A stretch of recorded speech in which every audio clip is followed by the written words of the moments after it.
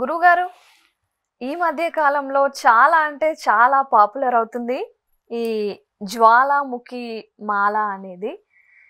ఇది ఏంటి అంటే నేను వింటున్న దాని ప్రకారం ఏంటంటే అగ్నిపర్వతం పేలాక లావా అనేది బయటకొస్తది. బయటకొచ్చాక అది చల్లబడ్డాక ఆ ఆ రాయితో చేసిందే ఈ జ్వాలాముఖి మాల అని అంటున్నారు. దీనికోసం ఒకసారి వివరంగా చెప్పండి. ఎందుకంటే చాలా మంది అడుగుతున్నారు దీనికోసం. జ్వాలాముఖి అనే దానికి మనం అర్థం తీసుకుందాము. జ్వాలాముఖి అనేది మనకు అష్టాదశ శక్తిపీఠంలో ఒక ఆలయం ఉంది. అక్కడ ఒక నాలుకలాగా ఒక ఒక వెలుగు, ఒక మంట భూమిలో నుంచి ఇలా ఆడుతూనే ఉంటుంది. 24/7 365 డేస్ అలా ఆ వెలుగు వెలుగుతూనే ఉంటుంది. అమ్మవారి యొక్క నాలుక, జగన్మాత నాలుక యొక్క అంటే దక్షయజ్ఞం జరిగినప్పుడు దాక్షాయణీదేవి యొక్క దేహాన్ని సుదర్శన చక్రంతో ఖండించినప్పుడు 108 స్థానాల్లో ఆమె యొక్క అవయవాలు పడ్డాయి. నాలుక పడ్డ ప్లేసు జ్వాలాముఖి. ఆ నాలుక వచ్చే అమ్మవారి నాలుక అగ్ని స్వరూపంగా అక్కడ వెలుగుతూ ఉంటుంది అంట.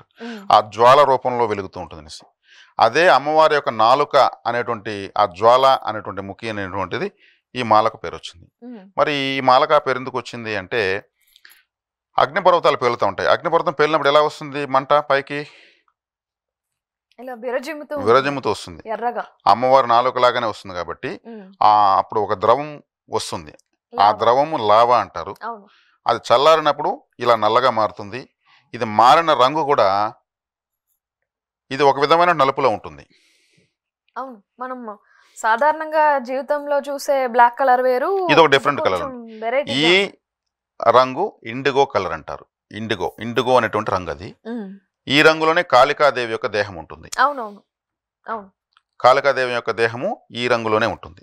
అంటే జ్వాలాముఖి అంటే మనకు అమ్మవారి యొక్క నాలుకని, అక్కడ వచ్చే లావా చల్లారిన తర్వాత వచ్చే నలుపు అమ్మవారి కాళికాదేవి యొక్క దేహం రూపంతో ఉంటుంది. మనకు నిర్ధారణ అయింది.